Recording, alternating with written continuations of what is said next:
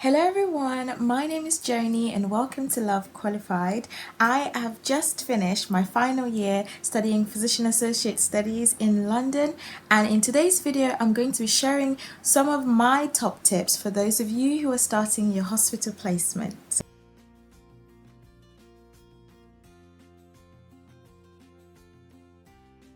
Now, at St George's University London, which is the university that I studied the PA course at, we do mainly general practice placements in first year. Alongside it, learning the theory. We had general practice placements once a week, which helped us to consolidate our knowledge from what we were learning during lectures and clinical skills and communication skills. And then what we did is that in second year, we had back-to-back placements, from various rotations from September all the way to the end of August. Obviously, this year there was a 2-month break because of the COVID-19 pandemic, but usually that's the way the course is structured. And so that we spent majority of our second year in hospital placements. I started with care of the elderly, moved on to obstetrics and gynecology, then I had mental health, then I had pediatrics, then I had acute medicine, then I had general practice, and then I ended with my emergency medicine placement. I'm going to leave a link down below to my PA school vlogs. You can look through the playlist and see that I did talk about what I learned through all these different placements. I've left the links down below if you're interested. But today I thought I would share some of the things that I have learned from being on placement for almost a year. And again, these are just my top tips and I hope that they will help you. They're not the be all end all, but I'm just sharing some of the things that I've learned over the past year, and I hope that they're gonna help you too. So I'm gonna break them up into what I think you should do before you start placement, what I think you should be doing during your placement, and what I think you should be doing after placement. So for example, when you go back home or when you've finished a particular rotation. So before you start every single rotation or placement in general, please prepare. Do some preparatory work. Do something. Prepare, because failure to prepare is indeed preparing to fail. I tell you, it makes such a difference. Try and make sure that you have some sort of degree of knowledge before you go into, especially for specialties such as mental health or pediatrics. Like, go over your notes, go over how to take a pediatric history, because there's specific questions that you should be asking a pediatric history.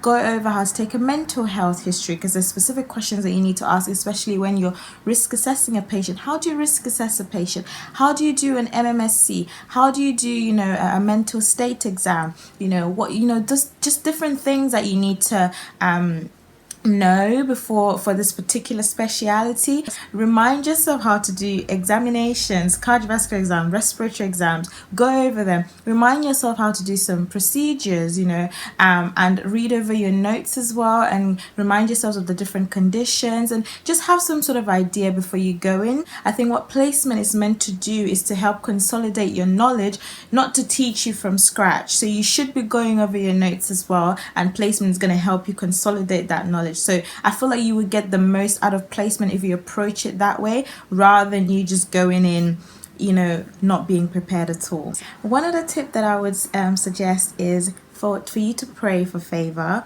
because I think the world of secondary care is very, very, very different to the world of primary care, and they do throw you into the deep end, and you do meet, especially as PA students, we are being thrown into the deep end, and a lot of people do take it as a shock. You meet different people from different backgrounds, and you're going to be working with so many people across the healthcare team, not just doctors. You're going to be working with nurses, OTs, PTs, pharmacists, loads of other PAs and loads of other members of the MDT, and you're going to come across so many people, patients. So it's really hard to work in an environment where you don't get along with some members of the team, and conflicts and all of that stuff. What I normally did was I would make sure that I pray for favor going in, and also during, and also after as well, just making sure that you carry God along with you. I'm Christian. I don't live God out of anything. God is the center of my life, and so I always make sure that I pray for favor, because at the end of the day, the strength that I had going through placement, only God gave me that strength, and so I could never have done it without him. I'd make sure that I prepare and also pray for favor during the placement. Some of the things that I feel will be useful for you to know is that, number one, expect to be thrown into the deep end. Like, expect to be thrown head first. I'm not saying this to scare you, but it's just that's the world of secondary care is quite different. Expect that on the first day, some consultants, some doctors, again, it really depends on where you are, the speciality, the people there, if they know the role of PAs, and if they welcome PAs, if they're pro PAs, because some people might have a more of a difficult time than others. But expect for them to ask you to do things like take a history from patients, or examine patients, or take bloods from patients. At the end of the day, you're there to learn, and so if they're there to teach you, what they would usually do is they would give you opportunities for you to learn, and they might watch you while you do these things, or they might tell you to go off and do something and then come back and present to them. Expect these things and embrace these opportunities, please, please, please. I know it might sound scary, but it's better for them to throw you into the deep end than for them not to let you do anything at all. It can be really frustrating if you find yourself in a placement where they don't want to let you do anything, especially as PAs, especially if you're in an environment where they don't trust you, they don't know what you're supposed to be doing, and you have to spend the whole time trying to prove yourself to them and trying to prove that you can take a history, that you can examine patients, that you can take blood. So if they do give you opportunities to do things, please embrace it. And if they don't give you opportunities to do things, please ask. Please speak to your supervisor or ask for these opportunities. If you're finding it hard and you're saying that they're not giving you opportunities to learn, you can always escalate it. If you feel like it's really hindering your learning, then follow the protocol set by your university. If it's to go to your supervisor first and discuss it with them, and if you feel that that's not being taken up, the case is not being taken up from there, then you can think about talking to your faculty at your university about it as well. Just make sure that you're every day you're being presented with opportunities to learn, because that's the reason why you're there. And always remember that it's okay not to know. It's okay to say no if they ask you to do something and you're not comfortable with doing, you feel like it's out of your depth, you're not confident enough. That's okay. It's okay for you to say, no, that's all right. Let me watch you do it this time, and then I'm going to do it on the next patient. It's okay. You don't have to agree to everything, especially if you're not feeling confident enough to do it. Remember that you're a student. You're there to learn, okay? You're not qualified yet. Okay, so you can take your time and ease yourself into it, but you don't want to then, on the flip side, you don't want to then decline every single opportunity, because sometimes you just want to put yourself out there, try and fail. I mean, obviously you need to ask for consent with every single procedure that you're doing. If you want to take bloods or want to do anything on patients, like, you always need to ask for their consent. I mean, don't if you feel like you're not getting anywhere with whatever procedure you're doing, then make the right decision, call it quits, and go and get someone to come and take over from you. It's okay to try and fail. It's okay to say no. It's okay to not know things. If you do find yourself in a situation where you're finding that you have a lot of gaps in your knowledge, that's okay. That's okay. Even qualified professionals do have gaps in their knowledge. There's nobody that knows everything, okay? We're all learning. Remember that it is a learning curve. So if you find out that during ward rounds, for example, the consultants are asking you questions, or the doctors are asking you questions, and you can't remember them, or you can't seem to know the answers to them, and all the med students are answering the questions, and then you don't know, or whatever the case may be, if you find that there are gaps in your knowledge, write stuff down. What I did was I always had a notebook with me. I had a little bag that I had with me all the time. I had my stethoscope in it, a pen and a notepad, and I always wrote down things that I didn't know of, or things I needed to go over. So I had a list of learning objectives for every day. So when I came back home at the end of placement, or the end of that week, so that weekend, I would try and make sure that I remind myself of those conditions. So it's okay not to know. just write, don't panic, just write those things down, and then when you get home or whenever the time is convenient for you, you can go over those things, or during your lunch break or when you're on the bus going back home, you can glaze over those conditions just to remind yourself. Another thing that I would also advise you guys to do is to make use of teaching sessions. So in a lot of rotations that I was in, there were quite a few opportunities where the healthcare professionals went on to be taught, especially the doctors. Especially when I was in acute medicine, we had like grand rounds, we had like teachings every Thursday for the doctors, and then we had quite a few other teaching sessions as well for the students. So I would really advise that if you have time, a lot of these teaching sessions were really good, and I learned a lot from them. So you can make use of teaching sessions as well, and I've really found them useful. So if you have those, and I would recommend going to them. So ask questions as well. Don't be afraid to ask questions. Okay, it's okay.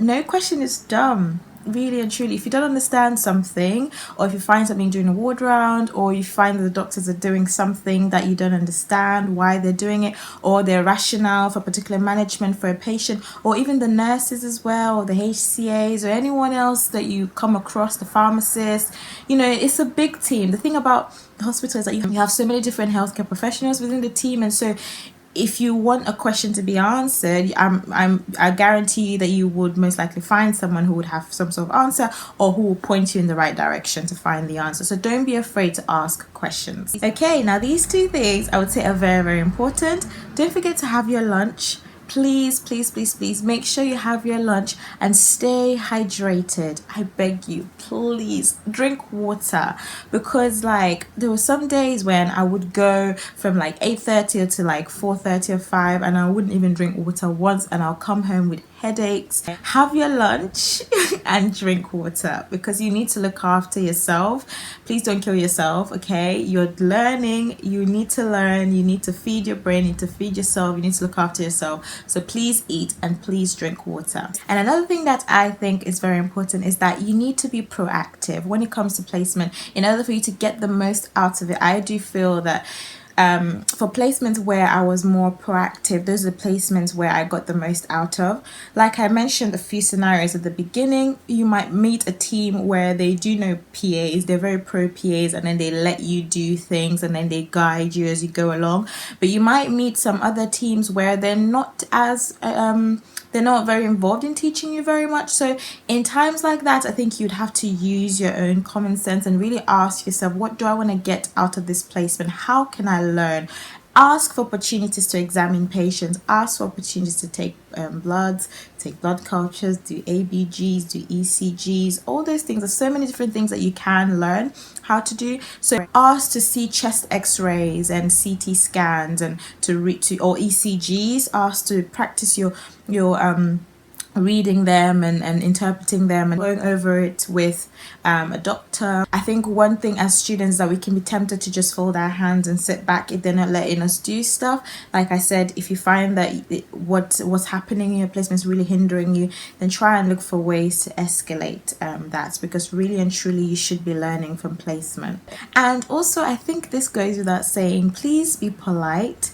Please smile, please be respectful to your colleagues, and not just the doctors, to the nurses as well, to the HCAs, to the OTs, the PTs, that's occupational therapists, the physiotherapists, the pharmacists, and the porters. They're very, very, very, very, every single person is a very important part of the team. Apart from the fact that these people will be signing you off, or whoever you're with will be having to say something about you at the end of it, I think it's only professional for you to be polite to your colleagues. So please be polite, please be respectful, and to patients as well. That goes without saying. Please be polite and respectful to patients as well. Then I would also say that get your DOPS signed off. If you don't know what DOPS are, these are direct observation of procedural skills. I think that's what they're called at my university. I don't know if they call them different things at different universities. So basically things like bloods, like venipuncture, ABGs, ECGs, urine dips, pregnancy tests, loads of all these other things, catheters, suturing. We have to get them signed off. Like, we have a set number, we have a list of DOPs that we need to get done in first year and second year. Please start early. If you can get your blood signed off the first next week. That's not too early. It can never be too early for you to get your DOP signed up. Students are very adamant to ask people to sign them off because they feel like they didn't do it really well. You're gonna have loads of opportunities, so many opportunities to get your to practice these skills and to become better. But please, for the sake of you not rushing last minute and something coming along the way like a global pandemic and preventing you from getting these docs signed off, please start early. The earlier you start, the better. Start getting them signed off, upload them to your system or whatever, because they will really help you. You will not be stressed at the end, trust me. And also, if you have a set number of patients that you need to log on every week, or by the end of each placement, like we had at my university, what I usually did was I would write down the patients that I had a meaningful encounter with or I wanted to upload, and then I tried to do it every day, or sometimes I would leave it till the weekend. But just make sure that you do it, quite often, because the longer you leave it, when it gets time for you to upload, it's going to take you a really long time. So if you're doing a little each day, so for all the patients that you see that day, when you go home, just spend like 10 to 15 minutes and just upload them, and that's it. So do try and incorporate that into your daily routine, because it will really help you later on. And another thing that I wanted to say as well is that you should work with your student colleagues, like especially if you're in placements where there's other med students, there's other PA students from a uni or from different unis, I don't know. Come together, learn with each other. PA students and med students, we're not rivals. Like we learn similar things. And I was on placement with a lot of third year med students, a lot of fourth year med students from my university, and a lot of final year med students as well. So they're really, really great, to learn from your colleagues. Remember that you're going to be working with doctors. Learn together and speak to them and learn from them. They might give you useful tips and resources. You might give them useful tips and resources.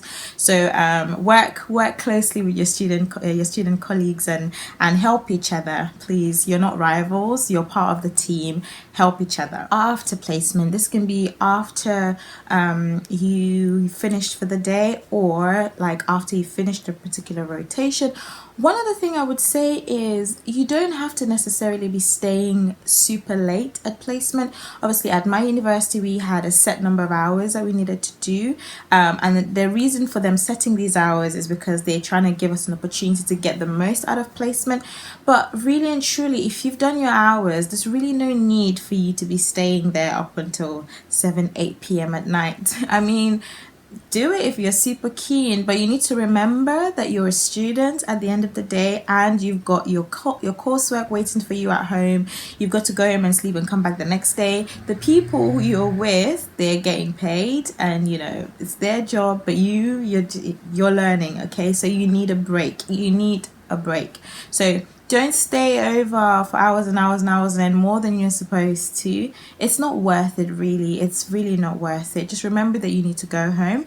So go home, try and take a nap if you can. I did try to take naps. If you're a nap person, I would recommend it. What I usually did was I came home, I had dinner, and I take a nap, and then I woke up, and then I tried to study. Now, another thing that I would recommend is to try and develop some sort of study routine, like an after placement study routine. I did make a video about my after placement study routine when I was trying to come up with that back in September. It's in the PA School Vlogs playlist. So if you check the playlist, you would see a video called my after placement study routine. Try and come up with one.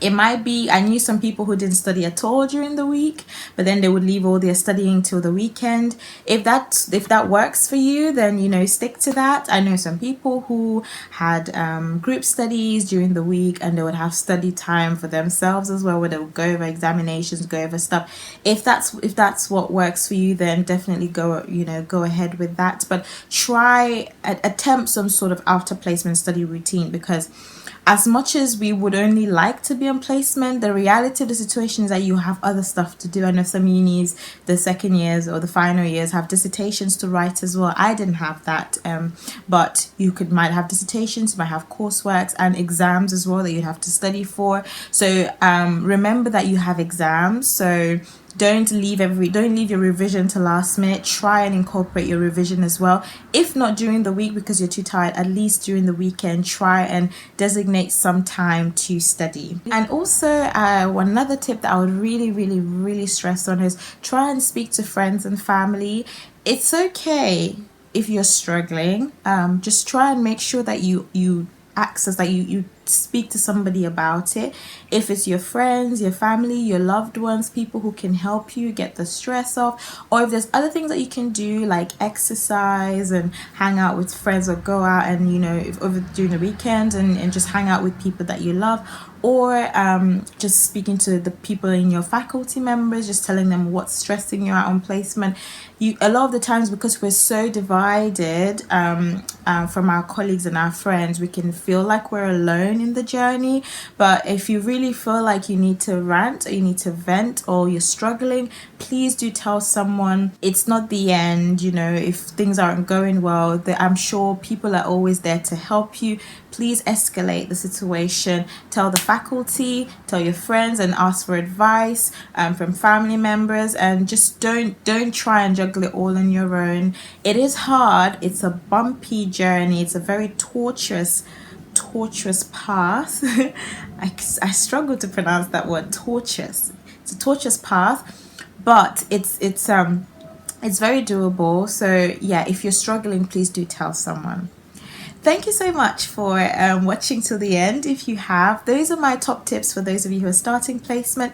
If you've finished placement, or if you've started already, please share down your tips. Share down below what you think has been helping you. If there's any other tips that you think has been helping you and you want to share with everyone else, then please comment in the video, in the comment section. And also, if you have any questions whatsoever about hospital placements, about primary care placements, then please leave a comment down below as well. Don't forget to check out the PA School Vlogs playlist, because I did post a lot of videos about my placement, what I learned, what I did, all of that stuff. So yeah, thank you guys so much for watching. Have a lovely day and God bless.